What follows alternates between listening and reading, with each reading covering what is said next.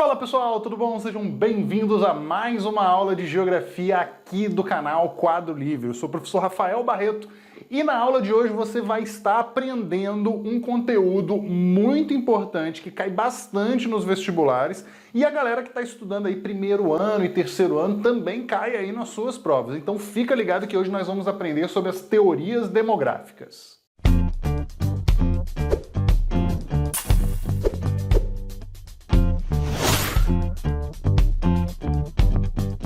Então, antes de começar a explicar esse conteúdo, já se inscreve no canal se você não é inscrito, curte o vídeo, compartilha com seus colegas e não deixa de ativar o sininho, porque aqui a gente tem conteúdo gratuito direto para vocês. Então, você quer um conteúdo de qualidade, ativa o sininho que você vai receber sempre. Beleza? Vamos para a aula aqui então. Hoje nós vamos falar sobre as teorias demográficas. Lembrando que o termo demografia faz referência à população, como é que se comporta a população, estudo da população. Beleza, vamos entender aqui. Nós vamos ter aqui no quadro, eu coloquei 4 teorias bacanas, sendo que algumas vão ser uma consequência da outra, uma inspirada na outra, vocês vão entender isso aqui direitinho. Então pega o caderno aí para anotar, para entender tudo direitinho, beleza? Saca só o seguinte aqui, primeira teoria, teoria malthusianas. Ela recebe esse termo, esse nome, malthusiana, exatamente pelo criador. Quem foi o criador da teoria malthusiana? Foi Thomas Robert Malthus. Daí vem o nome teoria malthusiana. E quem é Thomas Robert Malthus? Thomas Robert Malthus, ou Thomas Malthus, ele é um economista inglês, também era ministro da Igreja Anglicana, ou seja, ele era um homem religioso, que tinha seus preceitos religiosos, levava isso a sério também em seus estudos, é importante ressaltar isso aqui, e no ano de 1798 vai ser publicado o seu primeiro projeto, vamos dizer assim, o seu ensaio sobre o tema demográfico, e que vai ser chamado Ensaio sobre o Princípio da População. Esse ensaio, pessoal, ele vai fazer algumas críticas ao sistema capitalista, ela vai fazer algumas críticas às desigualdades e vai apontar um grande problema. Esse problema vai ser o ritmo de crescimento populacional. Segundo Malthus, essa teoria dizia o seguinte, está aqui em vermelho, olha. Malthus falava que o ritmo de crescimento da população era muito superior ao incremento da produção de alimentos. O que ele queria dizer com isso? Que a população estava crescendo de forma muito mais acelerada do que a produção de alimentos. Logo, em um determinado momento, eu iria ter um colapso, um grande problema. Eu ia ter fome, porque ia ter muita população para pouco alimento produzido. Então isso aqui era uma coisa que ele estava apontando como assim, um problemão. Vai ter um problema na sociedade. Então, o que vai acontecer? Essa aqui é a dita catástrofe malthusiana. Se tudo isso que Malthus falou lá nesse ensaio dele, se concretizasse, nós chegaríamos a esse problema, que é o quê? Um crescimento da produção estável, um ritmo linear, certo? Enquanto um crescimento da população exponencial. E aqui nós temos aquela velha história. Ah, Rafael, tem a ver com matemática, PG, PA?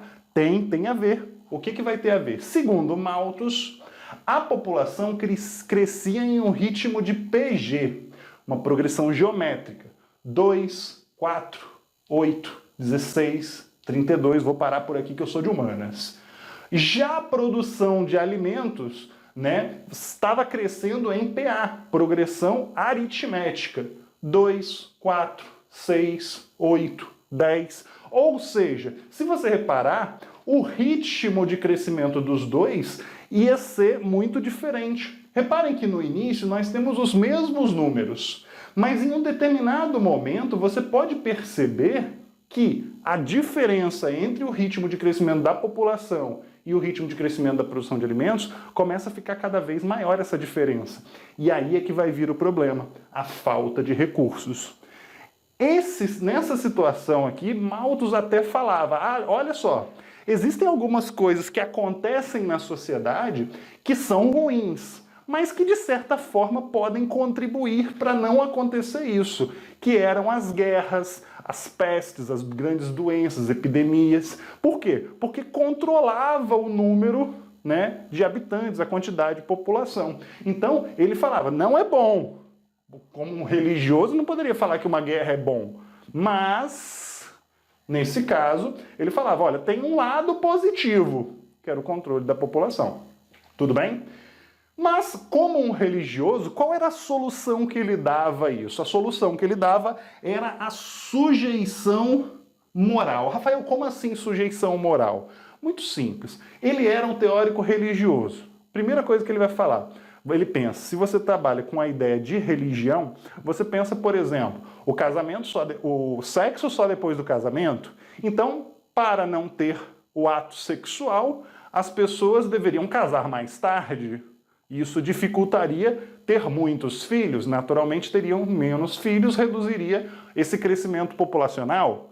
Outro fato também seria a abstinência sexual. As pessoas deveriam se abster do ato sexual para que não ocorresse, né, novas gravidezes e mais pessoas, né, tendo filhos e aumentando essa quantidade. Então, essa sujeição moral. Porém, vem a grande questão. Primeiro que essa solução aqui não foi seguida. E segundo, essa teoria em nenhum momento se confirmou. Por quê? Gente, essa teoria aqui vai ser lá do final do século XVIII, contemporâneo da primeira Revolução Industrial. Malthus não tinha, de forma alguma, como prever o mundo pós-Revolução Industrial.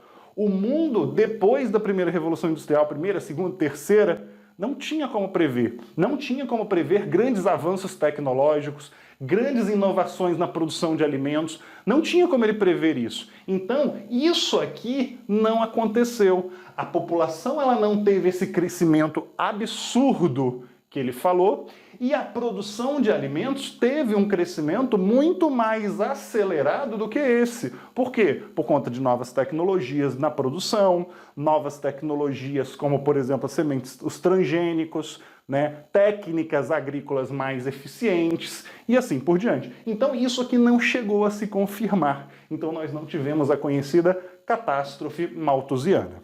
Tranquilo, pessoal?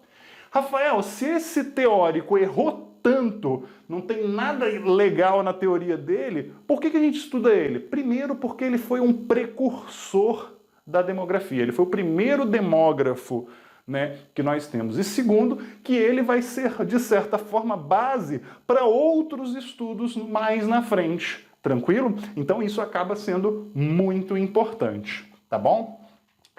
Indo alguns séculos depois, já no século XX, surge uma nova teoria ali no período pós-Segunda Guerra Mundial, a conhecida teoria neo-malthusiana. Para quem sabe, né? Neo vem de novo, então uma nova teoria malthusiana. Então, para ser uma nova teoria, a primeira coisa que essa teoria vai fazer é o quê? Reconhecer que a teoria malthusiana estava errada. Em alguns pontos ela estava errada.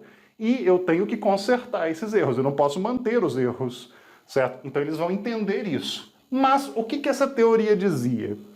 Essa teoria dizia o seguinte, primeiro, ela era inspirada nas ideias malthusianas, e essa teoria destaca a difícil relação entre o crescimento populacional e o desenvolvimento econômico. O que ele queria dizer com isso? Ele queria dizer o seguinte, quanto maior é a população, quanto mais pessoas tiver em um determinado país, em um determinado lugar, mais difícil de crescer economicamente vai ser. Por quê? Porque com muita população, mais pessoas para serem sustentadas, mais pessoas para serem dependentes e vão consumir mais. Então isso aqui se tornou um problema, era um problema. Então ele colocava que o desenvolvimento econômico, né, ia ser limitado pelo excesso de população. E aí a gente começa a ver algumas coisas importantes. Isso é uma verdade? De certa forma. Não total, mas existe uma realidade nisso aqui. Então você vê, quanto mais gente, maior o problema. Mas a gente vê isso como uma forma de simplificação da pobreza. Como assim? Gente, não é exclusivamente do excesso da população, de um crescimento excessivo da população, que vai vir a falta de desenvolvimento ou que o país não vai desenvolver tanto. Ou seja, você está simplificando o problema. A pobreza não vem porque eu tenho muitos filhos. A pobreza pode vir porque eu tenho muitos filhos, até pode. Mas existem inúmeros fatores e outros fatores, talvez muito mais decisivos para determinar uma condição de pobreza do que a quantidade de pessoas, certo? Então, isso acaba sendo um problema. E outra coisa, um destaque, é uma teoria vista como elitista. Como assim, Rafael, uma teoria elitista? Bem, onde que tinha maiores níveis, maiores taxas de crescimento populacional? Nos países subdesenvolvidos. E então você levava o problema para os países subdesenvolvidos. Ou seja, tirava da reta o problema nos países desenvolvidos. Tranquilo isso, pessoal? Moleza. Até aqui, tranquilo. Podemos levar em consideração uma solução que foi dada pelos neomalthusianos, que era o quê? Eles falavam, para ter uma resolução, uma solução para esse problema, você tem que ter uma forma de controle arbitrário da natalidade.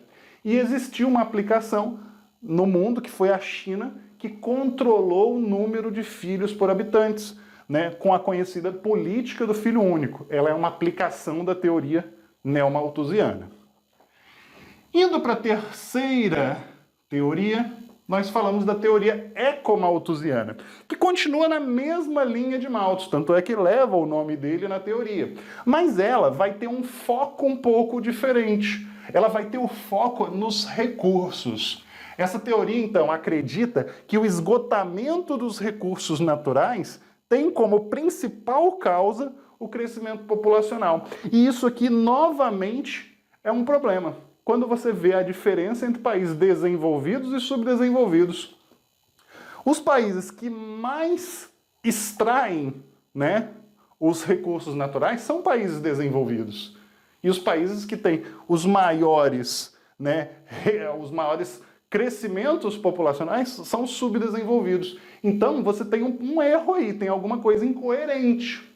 E aí a gente lembra do padrão de consumo. E quando eu pego, por exemplo, uma comparação entre um americano e um africano, onde o americano consome muitas vezes mais do que um africano. Então quem que realmente consome mais os recursos naturais? Então é um problema também que deve ser analisado. E por fim, a teoria reformista. Essa teoria é uma teoria, é a primeira teoria que vai contra a ideia malthusiana. E ela vai falar o seguinte, primeiro, é uma ideia que surge como uma crítica à forma de pensar malthusiana.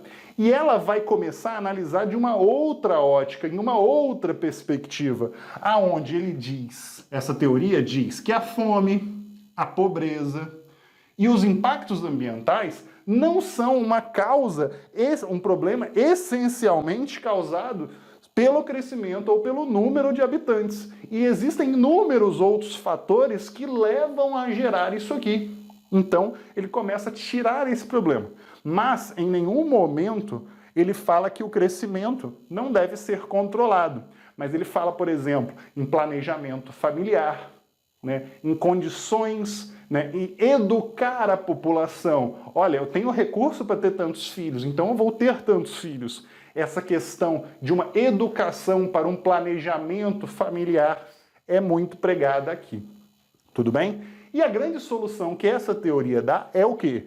Né? Uma reforma, obviamente, política, econômica e social na sociedade. Algo difícil de ser alcançado, certo? Porque vai de encontro a muitos princípios capitalistas e a muitos princípios que já estão enraizados em muitas das nossas sociedades. Tranquilinho, pessoal? Essas aqui são as principais teorias demográficas. Espero que vocês tenham gostado bastante dessa aula. Deixa seu comentário aqui, larga um monte de comentário. Fala, ó, gostei da aula, não gostei, quero aula de tal coisa, assim. E deixa seu like aqui e até a próxima. Valeu!